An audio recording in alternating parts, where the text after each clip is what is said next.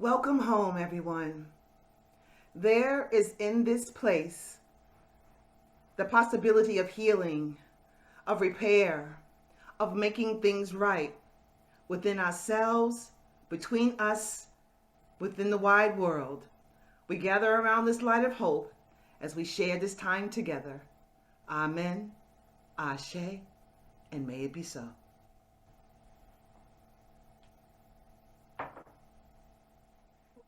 Good morning, everyone, on this beautiful Sunday. Thank you so much for joining us. Those of you who were here with us live on Zoom and those of us who will be watching the recording later, we're glad that you're here because we are all welcome here.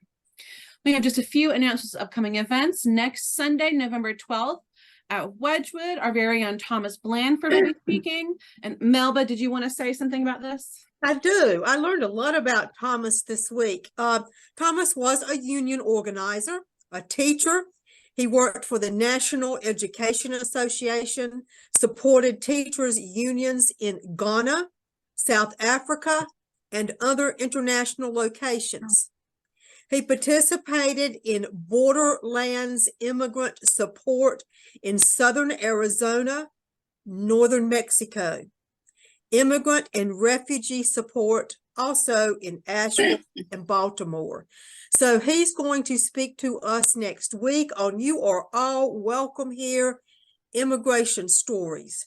And I think it's going to be a really, really meaningful service. I'm really looking forward to it. Thank you, Thomas. Thank you, Melba, and thank you, Thomas. As Melba said, we're all looking forward to hearing Thomas speak, so we hope you all join us. All right, well, we are firmly in November today. Melba is going to be speaking on the topic of what is prayer, as we just mentioned. Thomas Blandford will be speaking on immigration. The following Sunday will be our Thanksgiving service led by Melba, and then on the final Sunday in November, November 26th, Betsy Ragone will be sharing the journey of a family after overdose. Betsy and her family have such a powerful story, and we've got a lot of great topics coming up this month, so make sure to mark your calendars and join us. We also have a few special events outside of our Sunday services. On November 1st, we had our Green Faith event, and now through November 19th, we are putting together our Thanksgiving food drive for the food pantry. We'll be talking more about that in another slide, but we encourage folks, now we are in the holiday season, and we encourage folks to give year round, but we also encourage folks to really especially give during the holiday season. And on November 18th, we will have a field trip with Wedgwood. We're going to be attending the Yapia Iswa Festival in Rock Hill on November 19th. That should be really fun. And then we've got the Interfaith Thanksgiving service with Mecklenburg Metropolitan Interfaith Network on November 21st. And finally, on December 3rd, we have our International Holiday Bazaar to benefit Refugee Support Services. It's our second annual event. We're very excited to bring it back. And then on December 17th at 11:30 a.m., instead of having a Sunday service, we're going to have a holiday meal at Portofino's on Park Road. Mark your calendars for Giving Tuesday, November 28th. The Tuesday after Thanksgiving is Giving Tuesday, and it's a really important Tuesday in the life of nonprofits and organizations who do community work. We always ask folks to give year-round. However, Giving Tuesday is a movement that invites everyone to join a day of giving that's celebrated all over the world. This is a year-round celebration. And there's a lot of different ways to do it. We'll be releasing information slowly on our Facebook page and in our Facebook group on different ways to give. Obviously, we encourage financial giving to Wedgwood. We've entered into this new chapter, and we need your support now more than ever.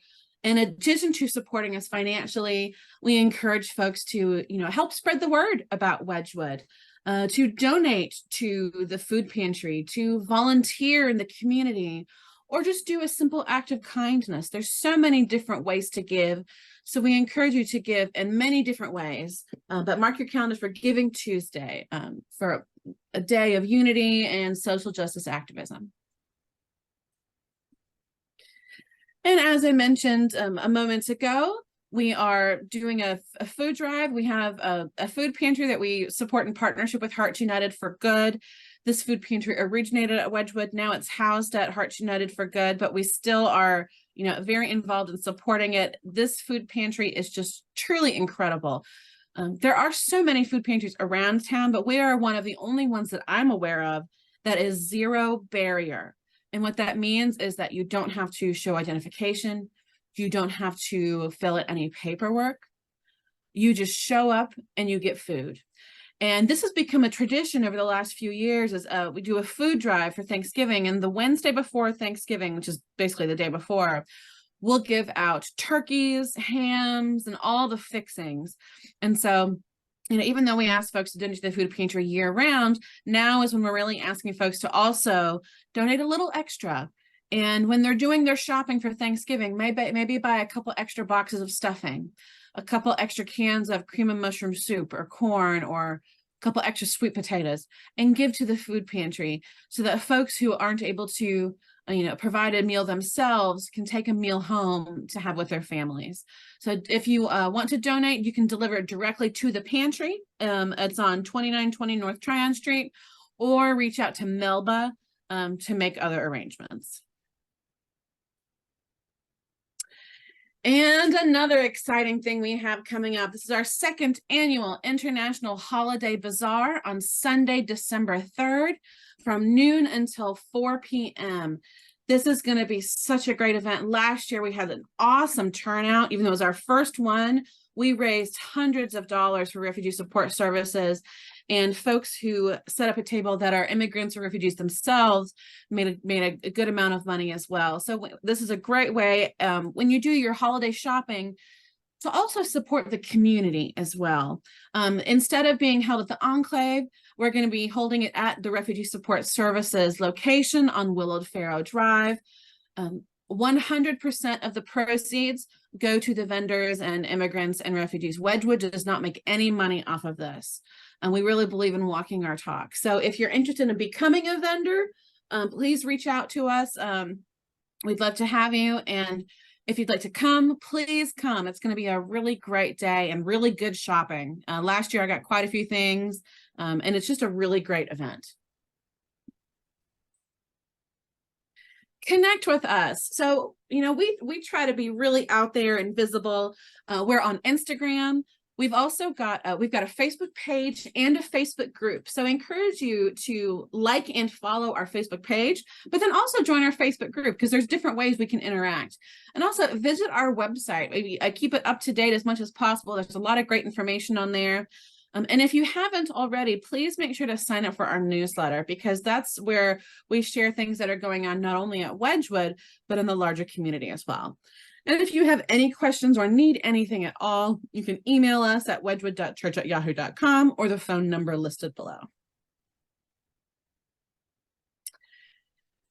Well, if you have anything that you want to reach out to us about, we're here to help. We have Melba as our ministerial coordinator. I am the community outreach coordinator. Ashanti is our music coordinator. And Ryan is our technology coordinator. So make sure to reach out to the church or reach out to us at any time. If you have any questions, any thoughts, any suggestions, we'd love to hear from you.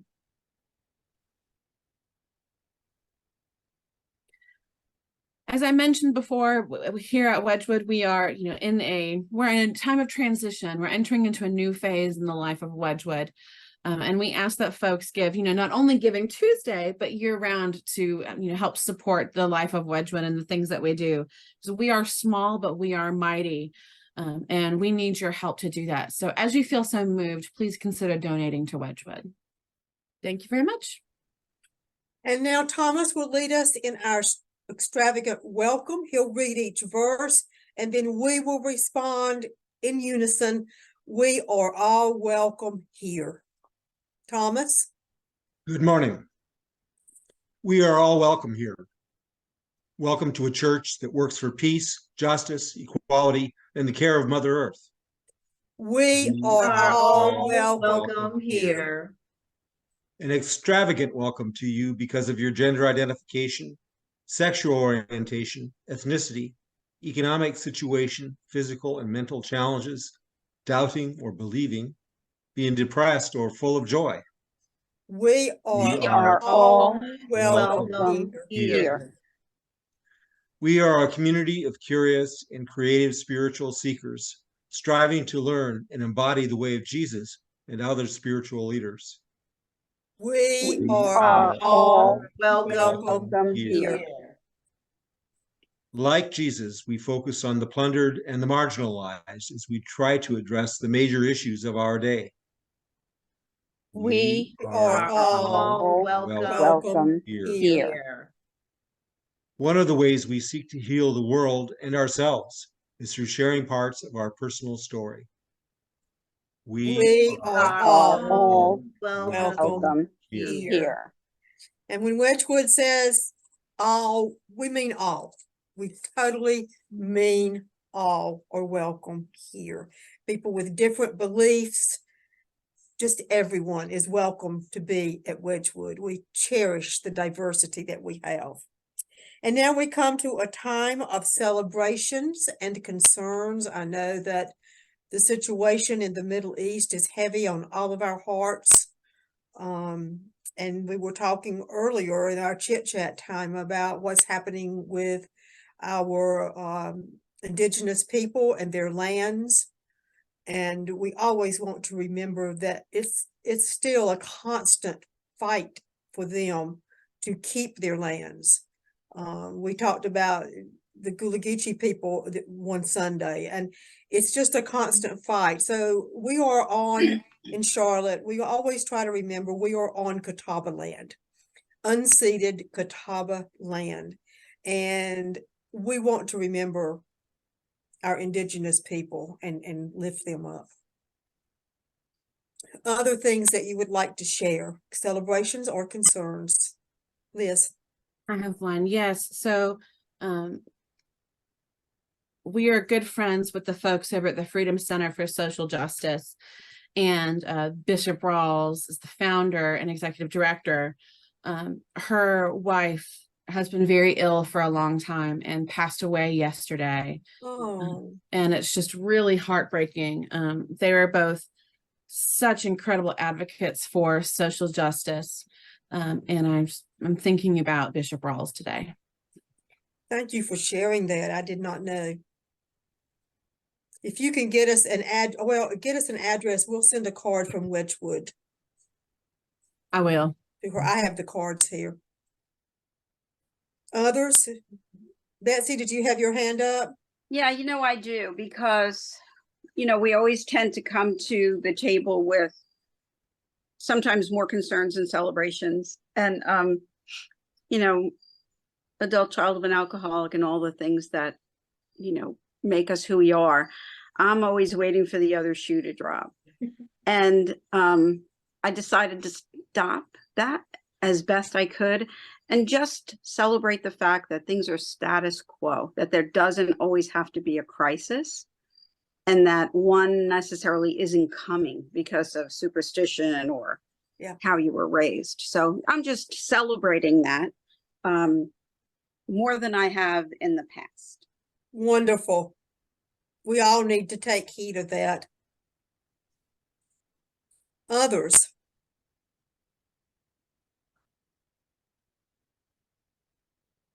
I'm just thankful. I say this every week, but I am thankful because each day, is a gift, and you don't know if you're gonna make it to the next day. So I'm thankful that I'm here. I'm thankful that my family is intact.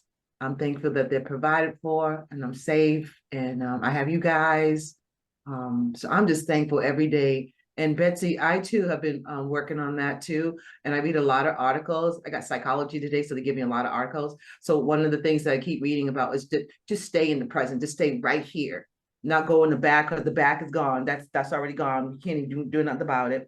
Don't worry about the future because it didn't happen, because tomorrow never really comes. It's always today. So I'm just going to stay right here, and right here, right now. Everything is beautiful. Amen, friend. I'm not saying it's easy. I'm not saying that it's easy. I'm just saying that we just have to be mindful of that mindset. Any others? All right, this morning, our time of that we usually have for prayer, meditation, self-reflect, and the quiet time, we're going to have a meditation time, and then after the video meditation, um,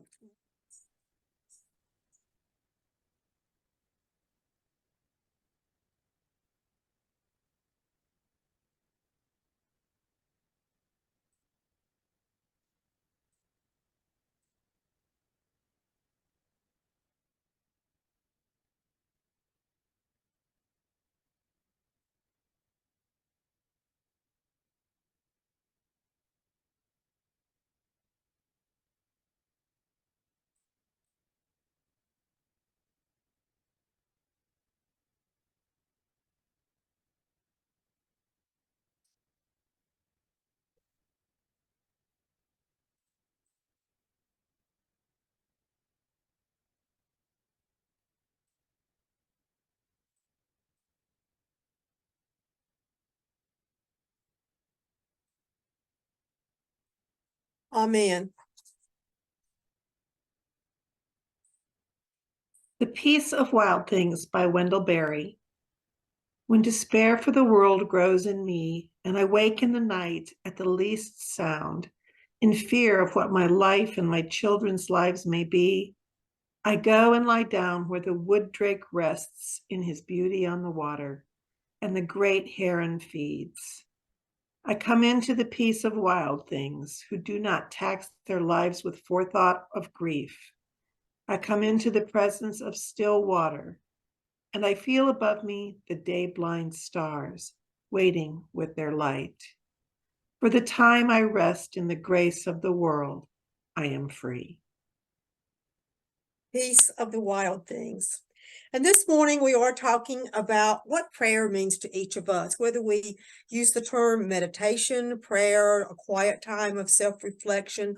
And I just want to share with you some things to kind of help us get started thinking, and then we can kind of have a discussion. The Buddhist prayer emphasizes meditation techniques, mindfulness, attention on enhancing awareness of the present moment, developing compassion for self and kindness toward all beings through meditation, insight-oriented, sending out into the universe well wishes for oneself and others. The Islamic prayer includes much ritual purification. Before performing each prayer, Muslims engage in full body cleansing, signifying both physical and spiritual purity. Posture and movement is important. Worshippers stand upright facing Mecca.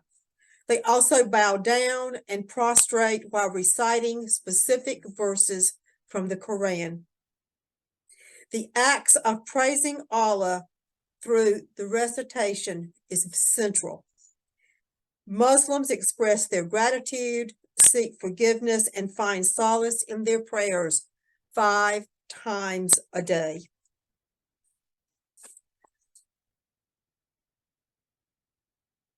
The Jewish prayer is a central declaration of faith. It consists of reciting biblical passages from Deuteronomy and Numbers. This special ritual prayer emphasizes the oneness of God and encourages believers to love Him with all their heart, soul, and might. Prayer involves specific physical actions, including covering one's eyes while saying certain words as a sign of devotion, and one's head being covered. Hinduism. Prayer practice in Hinduism is mantra chanting, and we had a class we offered here on the mantras of Buddhism. Mantras are sacred words or phrases that are repeated either silently or aloud during meditation and worship.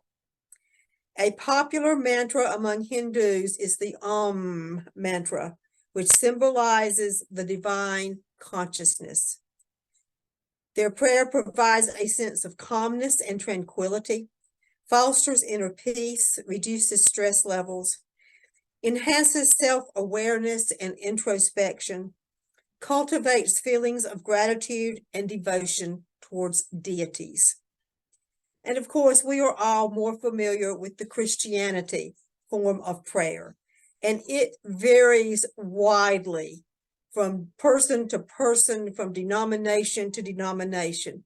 We're all familiar with the Lord's Prayer. Prayer goes from thanking God for a parking space at Walmart, which I've heard people do, to praising God for saving you in an accident when the person beside you was killed, to thanking God for helping you win a football game. It's amazing the wide range of beliefs in prayer. Prayer for healing, prayer for strength. And today, I just want to read some phrases to you that we hear about prayer commonly. Thoughts and prayers are not enough. We hear that a lot, especially in talking of gun violence. Thoughts and prayers are not enough, meaning put action to your words. We hear a lot today about praying for peace. We hear a lot about prayers of repentance for forgiveness. Sending out positive thoughts into the universe. Time of self-reflection. Not too long ago, we talked about bathing in the forest and sitting in the quiet of the woods and just listening to the squirrels scamper in the leaves and the sounds of the forest, and letting the forest trees wrap their arms around you. Communion with nature. Our labyrinth walk that we do periodically together. And many people say the world is a cathedral. Prayer in nature can be anywhere. Rosary beads for Catholics. Fasting for many people. Praying alone or with a group. And the forest bathing that I just mentioned, sitting in the forest and letting the trees wrap their arms around you. There are no right or wrong answers. Prayers mean different things to different people. Everyone finds solace in their own way. But for many people, some form of prayer or meditation brings that solace. What does prayer mean to you? What were you taught about prayer as a child? And how have you grown from that teaching? What do you derive from prayer? What are your expectations from prayer? Do you have a certain place to go pray? What does prayer mean to you? Because we use that word at Wedgwood with the knowledge that it means different things to different people. So would anyone like to begin to share? Laura. Hey everyone, good morning. It's good to see you all. Laura. Prayer has changed a lot in my life. And I've changed my attitude about prayer. I I went from wanting to become a Catholic so I could have all of the rote prayers, to becoming a Catholic, to learning that, first I was Protestant, then I was Catholic, and now in my aging years, let's put it that way, I have come to believe that there is a place in my life for both rote prayers and deep emotional prayer. And for me, prayer is reaching out, and it is to whatever entity anybody wishes it to be. For me, it's a higher power, which I like to call God. And it transforms me from the reality that I think I'm in to asking God to show me the reality that is real. And prayer for me is conscious contact with my higher power. And so if I do it often enough, that becomes easier and easier to do. The rote prayers are wonderful for when I am adrift on a sea of grief and I can't think of what to say. When the emotion is too strong that I can't come up with anything but tears. A lot of those rote prayers that I've learned through lots of different kinds of faith systems come handy, and I utilize all of those. And then in times of deeper contemplation, I can become more spiritual in my prayer. So, but the trick for me is the constant need to make that conscious contact. That I have to do it constantly in some way, shape, or form. It doesn't have to be, you must be, on your knees beside your bed, or you must be this or you must be that. But for me, it means that it's a reaching out, whereas meditation becomes then the listening for what the response is without an expectation of what it should be. Because that's the trick for me, is my expectation about what I think the answer should be has been in the past the only thing that I have looked at. I've looked for that. And when that didn't come, I thought God didn't answer my prayer. And the truth of the matter is that God answers my prayer in many different ways. And sometimes it's yes, and sometimes it's no, and sometimes it's not now. And most of the time, it's not now. And then I have to wait and I have to watch. I have to be vigilant for what is it God's trying to teach me. And it could be in a Zoom room. It could be reading a detective novel, or, which happened to me this week. I had a tremendous epiphany to reading something totally unrelated to faith and spirituality. But, my job is to look for where are the lessons. So thank you for letting me share. Thank you so much. Betsy. Yeah, sorry. I got a little stand and now I'm hosed to unmute, but I got there. And so a lot of what Laura said resonated with me, because I call myself a recovering Catholic, and I do that because I don't even know that I had a personally relationship with my higher power, who is God to me. Before I'm going to stretch it and just say before Wedgwood, because it gave me the okay. I was not, the okay to say that I felt closest to God in nature and not feel like I was, disrespecting anyone or any process. To, feel that feeling of a peace that surpasses all understanding. And that happened to me about 3 weeks after my son died. And I just remember feeling like, I don't care if I get up. And then there was a peace that came over me after some of my conversations were not easy with God. So I think now there is a place when, you're overwhelmed for the rote prayer. Recently, over the last maybe couple of years, I was saying a novena, and that was different. Again, I got far enough away from it where I could come back into the lane and not feel like I could not pull off to the side of the road again. But I said this novena to Mary, and there is a part of Mary that's known as the untire of knots. And I prayed this prayer in increments of 9 days over the past 2 years, probably 100 times. And anyway, my daughter came back into my life. None of the things that I was ready for, the conditions I was going to put on her, needed to happen, because she was open and loving and caring, and is inside now. I think has spent every weekend with us since July. So there's power there.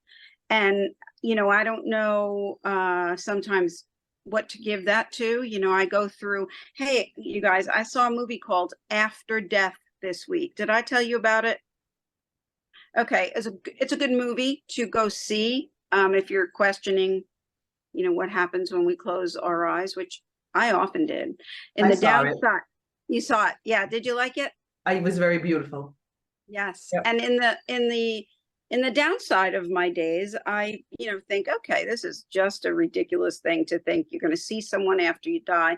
When you close your eyes, it's done. And then something happens that opens my eyes differently again. So I think what I'm saying is I had, in my later adult life, I had the opportunity to venture out and really understand what a personal relationship with a higher power meant.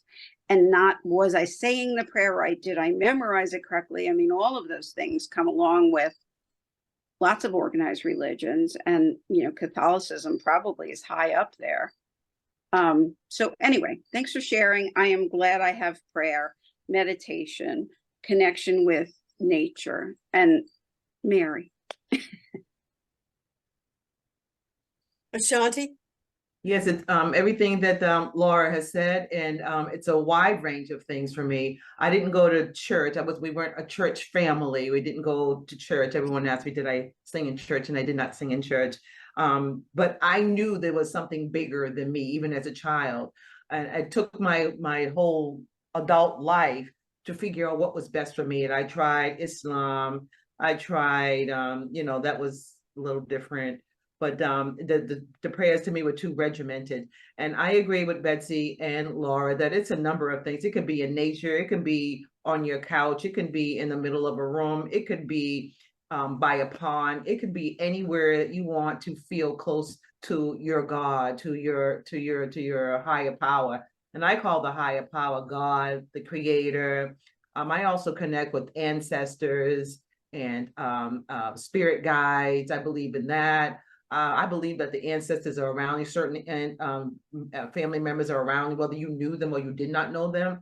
And I believe that the spirit guides, that God gives you a personal angel, so to speak. This is how I see it in my brain. And spirit guide will guide you in difficult situations. But the whole thing to me feels like you have to communicate. You have to communicate what you want. You have to communicate your fear. You have to communicate what you need. You have to communicate in some kind of way and to have gratitude as well. So you just can't ask and say, gimme, I need, I want, please. You have to also give to your ancestors and recognize them and be thankful for them, and be thankful for the teachings and for the protection, for the guidance and all of that you're provided for. So it's a lot of time I don't ask for anything. I'm just thankful for everything that has happened to me, thankful for where I am in my life, just thankful on a wide, the whole spectrum.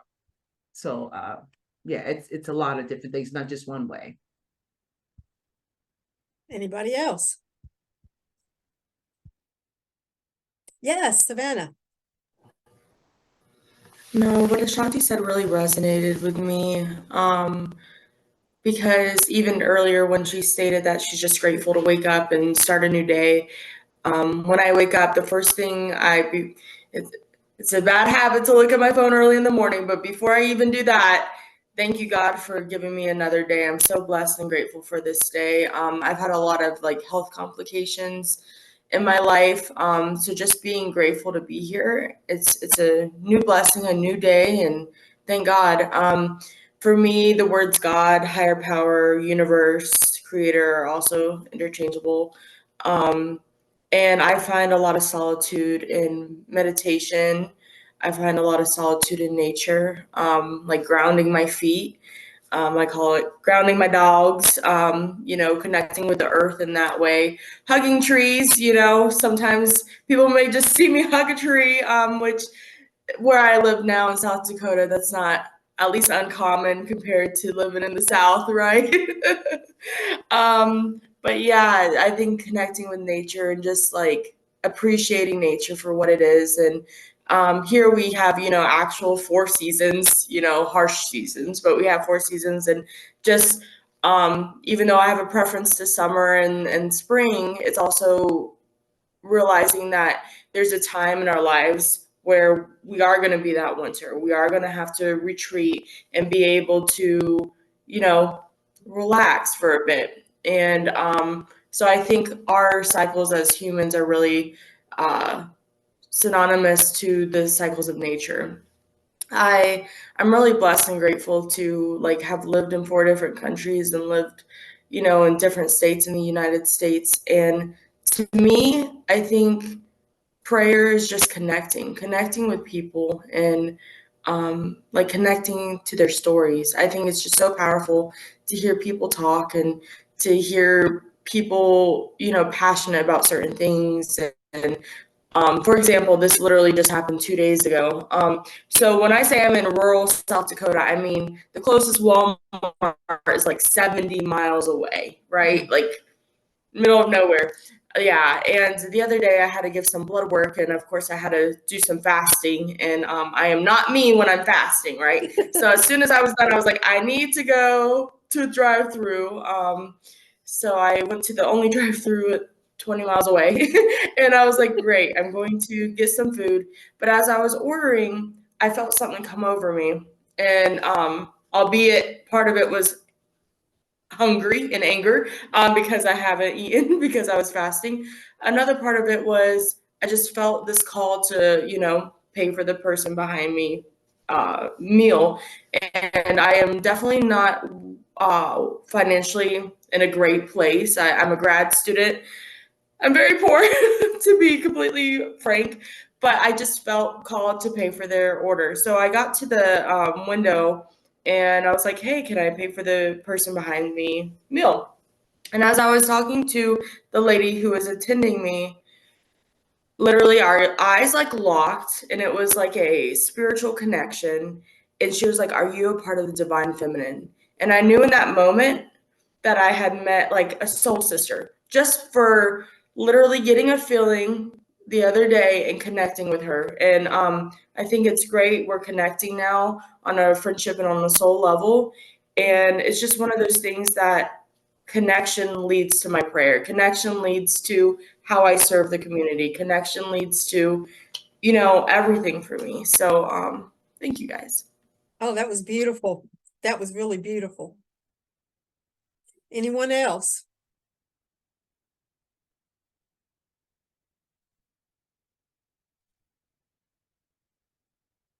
Thomas?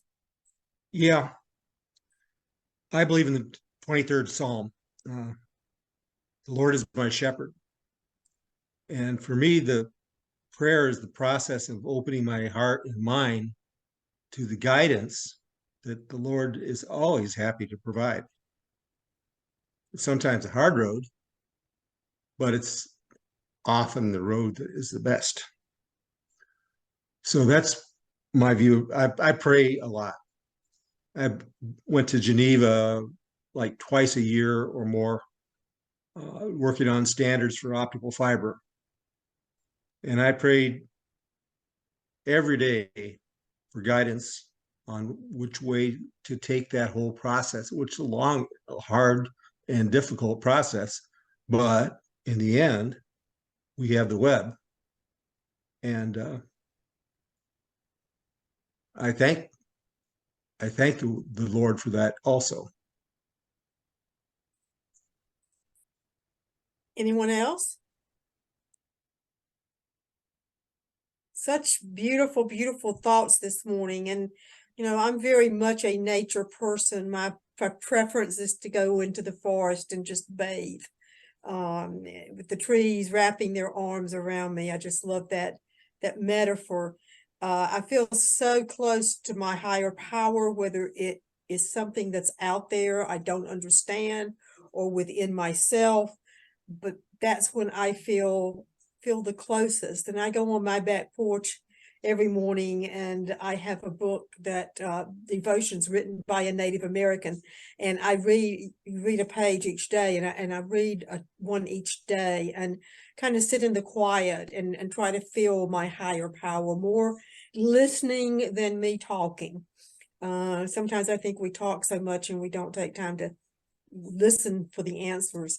And so a lot of it is spent, my cat's usually sitting with me and just sitting and listening. My back porch looks off into the woods, but I can anywhere, and I can remember times of hardship when, and you probably have too, when I've stood in the shower and cried and prayed because I didn't want my children to see me crying. I didn't want them to know how upset mommy was. And I can tell you, crying and praying in the shower and that water just rinsing on you, it renews your spirit to release it and get it out. So I think this has been beautiful this morning. Does anyone else have anything they'd like to share? All right then, Ashanti.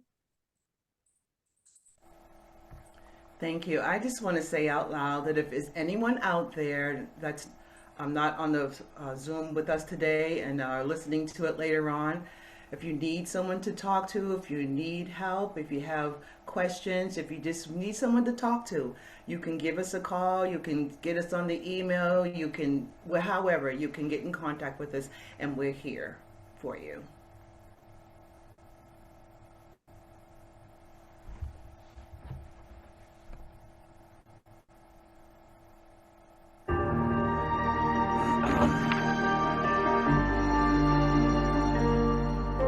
For anyone who's prayed 1,000 prayers, still can't find the answer anywhere, fighting off the lie that no one cares. For anyone who's out there losing hope, feeling you're forsaken and alone, clinging to the last strand of your own. May God give you eyes to see He's still greater, courage to rise and believe He is able. May God be your peace in the fire you're walking through. This is my prayer now. This is my prayer for you.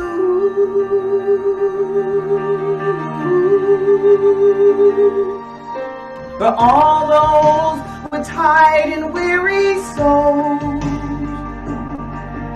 but still have faith, the act for miracles, chasing to believe He's in control.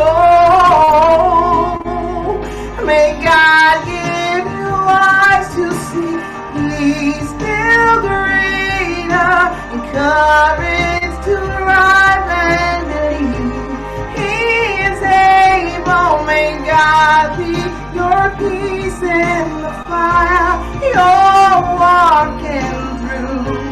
This is my prayer now. This is my prayer. May your eyes be helping on the Lord, your helper. May you find the refuge in the Lord, your shelter. May you find them closer than a brother all your day, all of your day. May God give you eyes to see He's still greater, and courage to rise and believe He is able.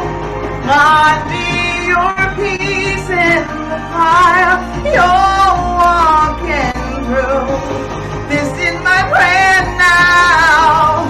This is my prayer for you.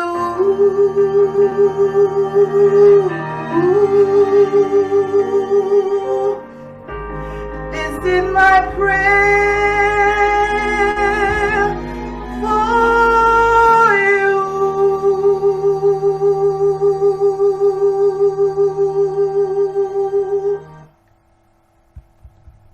Beautiful, Ashanti. Perfect, perfect closing.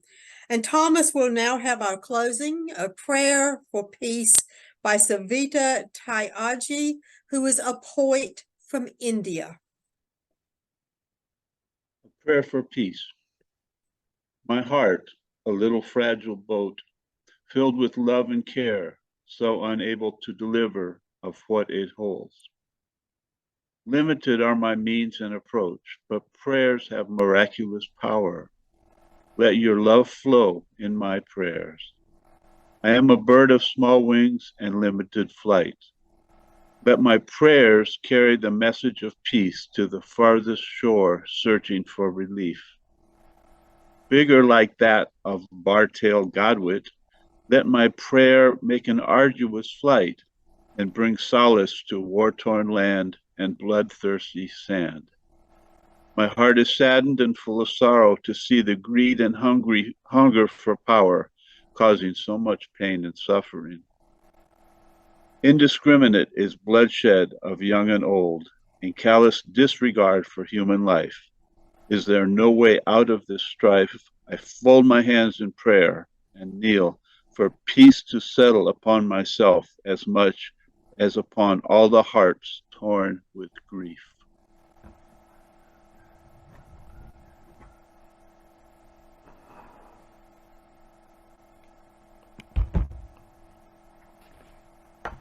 We extinguish this flame, but we keep the light in our hearts with the message of love and justice, taking outside of these walls into the world in which we live in until we see each other again. Amen, Ashe, and may it be so. Now go in peace.